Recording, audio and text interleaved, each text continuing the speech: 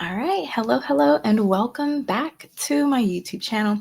If you're new here, my name is Amber Stewart, also known as Jenny Jaguar, and I am a stress alchemist, body goals builder, and the owner of the Stew Project, where I help individuals maximize their living potential by simply taking an emphasis on wellness.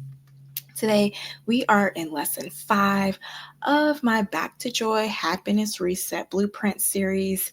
And in this level, we're tackling the negative patterns that keep us stuck in cycles of frustration, stress, or unhappiness. So, without further ado, let's get started. Okay, so we are diving deep today into something incredibly crucial for our journey towards lasting happiness, and that is identifying and dismantling the negative thought patterns that so often hold us back. I mean, think about it. How many times have you felt trapped, like you're running on a hamster wheel, experiencing the same anxieties or the same sense of general unhappiness? These repetitive cycles, while seemingly unique to each situation, often stem from underlying ingrained patterns in how we perceive and react to the world around us. We're talking about those mental loops that replay in our head, the automatic assumptions we make, the ingrained reactions we default to. Well, today we begin the process of understanding these patterns, how they develop, and most importantly, what we can do to break free from their hold. It's about taking control, stepping off that hamster wheel, and consciously choosing a path that leads to genuine well being and a more fulfilling life. Okay, so first things first, what are negative patterns? So, negative patterns are automatic responses we've developed over time. They're often triggered by specific situations or emotions like procrastinating when we feel overwhelmed or snapping when something small goes wrong. Negative patterns are deeply ingrained habits and thought processes that have been reinforced through repetition over time. These automatic responses can manifest in various ways, often triggered by specific situations or emotions. For instance, procrastination might be a common response to feeling overwhelmed by a task, while irritability or anger might be triggered by minor inconveniences. These patterns can be detrimental to our well being and relationships as they perpetuate negativity and hinder personal growth. Recognizing and understanding these negative patterns is a crucial step towards breaking free from their grasp. By identifying the triggers and underlying beliefs that fuel these patterns, we can begin to challenge and reframe them.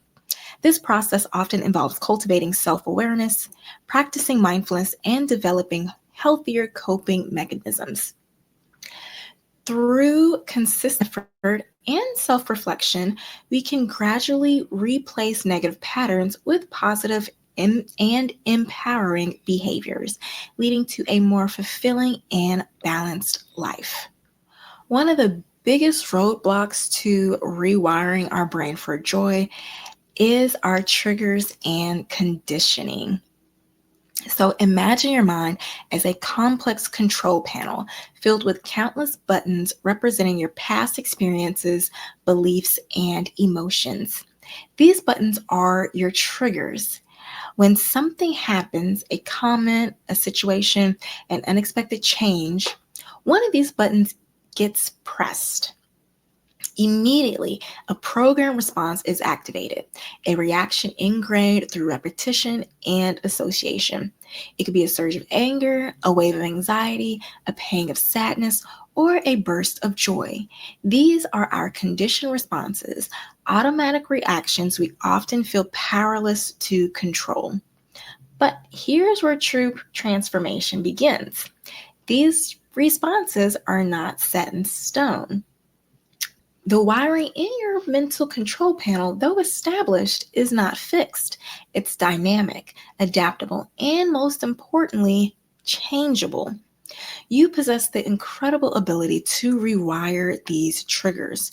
Through conscious effort and intentional practice, you can learn to identify your triggers, understand the conditioned responses they evoke, and choose to respond differently. You can create new pathways, forging new connections in your brain, and ultimately taking control of your reactions. This rewiring allows you to replace automatic, often negative responses with thoughtful, intentional ones, leading to greater emotional freedom and a more fulfilling life. So, how do you actually start rewiring those old patterns? In the next slide, I'm going to walk you through the exact process step by step so you can begin shifting your reactions and reclaiming your power from the inside out. Now, breaking free from ingrained negative patterns isn't about willpower. It's about working with your brain's natural ability to rewire itself. That's where this AIR method comes in, and it is a simple 3-step process to help you interrupt and shift those automatic responses so you can breathe easier, think clearer, and live more intentionally. And yes, AIR is more than an acronym. It's also a reminder that joy, like air, is always available to you when you clear out the mental clutter and make space for it. Just like opening a window in a stuffy room, rewiring your brain allows fresh new energy to flow in. So, the first step in this AIR method is A for awareness, because you can't clear the air if you don't realize it's stale. Awareness, what is it? It's especially when it comes to like stinky smells or what is it? You know how people don't realize that their fire detector is beeping? We often become numb to those triggers. And so awareness means noticing when you're stuck in a loop, recognizing the patterns, triggers, thoughts, and feelings that keep replaying. Mindfulness, journaling, and self reflection are great tools to help you tune in and identify what needs to shift. Now, the second step in this process is I for interruption. Because now that you're aware, it's time to cut through the noise. Think of this like pulling the emergency brake on a runway train of thought or opening a window in a smoke filled room. You need something powerful enough to jolt you out of autopilot.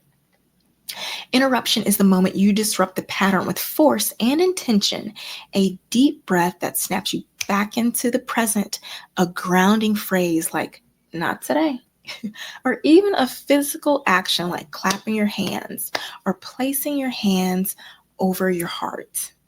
Now, it's not just a pause, it's a pattern break. Without this bold shift, your brain will default to what it knows. But with these interruptions, you create the mental oxygen needed to respond with clarity instead of chaos.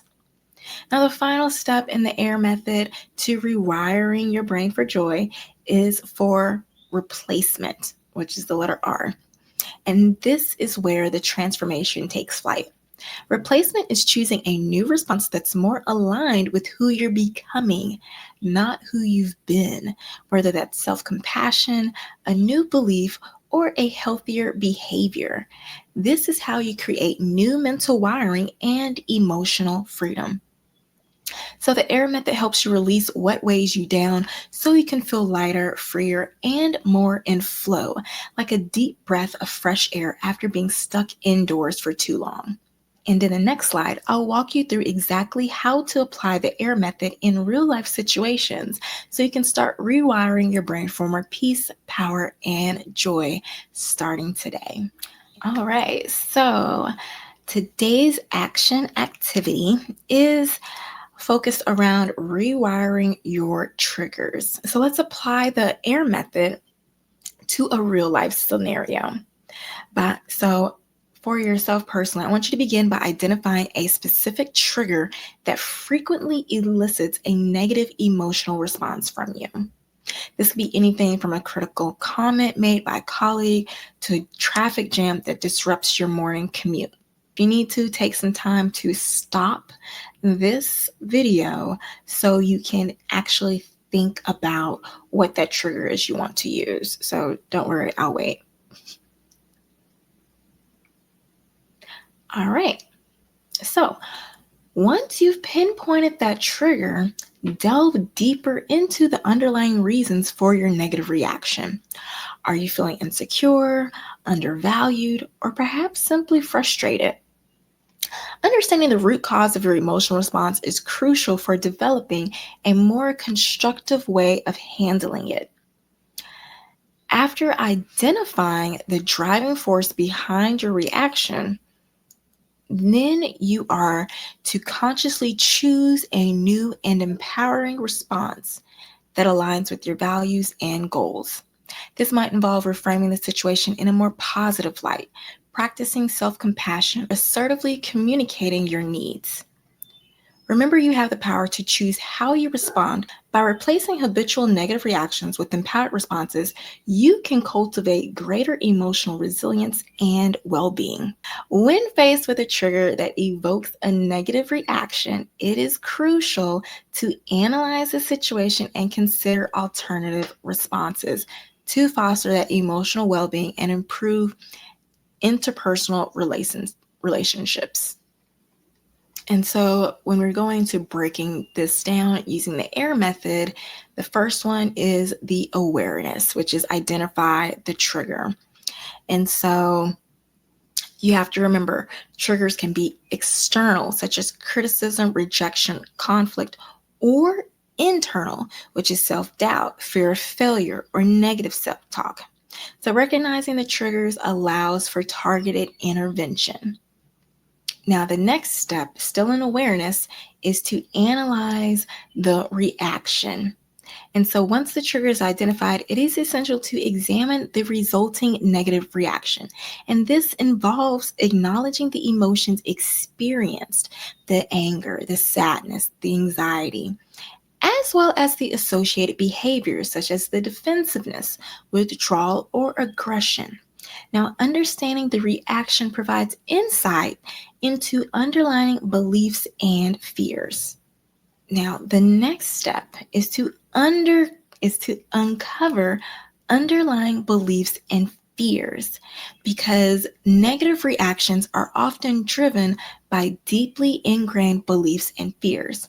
For instance, defensiveness in the face of criticism might stem from a fear of inadequacy or a belief that one's worth is contingent upon external validation. Identifying these underlying beliefs and fears is crucial for developing healthier coping mechanisms. And then the next step, this is when you brainstorm alternative responses that are more constructive and align with personal goals. Okay, so once you get done with those 3 steps, identify the trigger, analyze the reaction, uncover the underlying beliefs and fears. Then you can go to the next step of the AIR method, which is the interruption. And in this case, this is where you explore alternative reactions. And so for this, I want you to brainstorm alternative responses that are more constructive and aligned with your personal values and goals. This might involve challenging negative thoughts, practicing self-compassion, or communicating assertively. The goal is to choose a response that promotes emotional regulation and positive outcomes, because that part is important. So once you do that, then finally you can implement the new response. So once an alternative response is chosen, it is important to practice and implement it consistently. Remember, these automatic moods are on autopilot. So we have done these consistently. And so it's going to take more than one time to practice this new mood in response to the trigger in order for it to stick. So that's why I am stressing that you have to do it consistently. So, this might require stepping outside of one's comfort zone and developing new skills. However, with persistence and effort, it is possible to rewire habitual reactions and cultivate emotional resilience. So, for example, let's expand on the previous example of criticism at work. The trigger could be a colleague criticizes your work performance. The reaction is that you feel defensive and immediately start justifying your actions. The underlying belief behind that could be, I must be perfect to be valued. And the fear behind that underlying belief could be, if I make a mistake, I will be rejected. And so once you figure these out, then you can make a new response. And in this case, the example I'm going to use is that you just take a deep breath, thank your colleague for their feedback, and ask clarifying questions. Reflect on the feedback before responding. And so by choosing a more mindful and considered response, you can transform a potentially negative experience into an opportunity for growth and learning. And so remember that change takes time and effort. So you may not always shift into your new response when triggered. But by actively managing your triggers and reactions, you can cultivate greater happiness and well-being in your life. Okay, so rewiring your brain and shifting your mindset takes, as I said before, consistent practice and dedication. However, there are tools and techniques that can accelerate this transformative process. So, visualization, for example, can help you imagine a positive outcome for a known trigger. It does this by helping you create a mental picture of the positive changes you desire, making them feel more real and attainable. So, journaling allows you to track triggers and responses to notice progress. And journaling can be a powerful tool for self-reflection and identifying thought patterns that may be holding you back. And it's important to remember to celebrate your progress along the way using positive reinforcement. Rewarding yourself for each small success, no matter how insignificant it may seem, is a great way to reinforce new positive patterns and stay motivated on your journey to a happier, more fulfilling life. I actually go into further detail on this topic in my Diets Don't Work ebook, which I've included links you can access it to in the description box below. All right, so that is it for today. You have just tackled something that can be a game changer in your life, because breaking negative patterns is one of the most transformative steps you can take.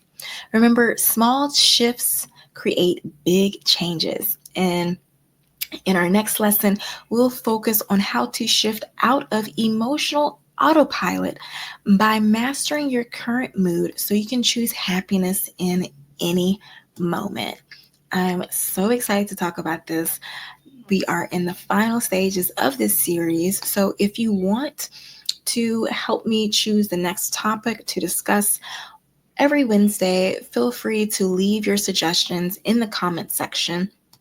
And again, if you want access to my Diets Don't Work ebook, just look in the description box for the link to download it.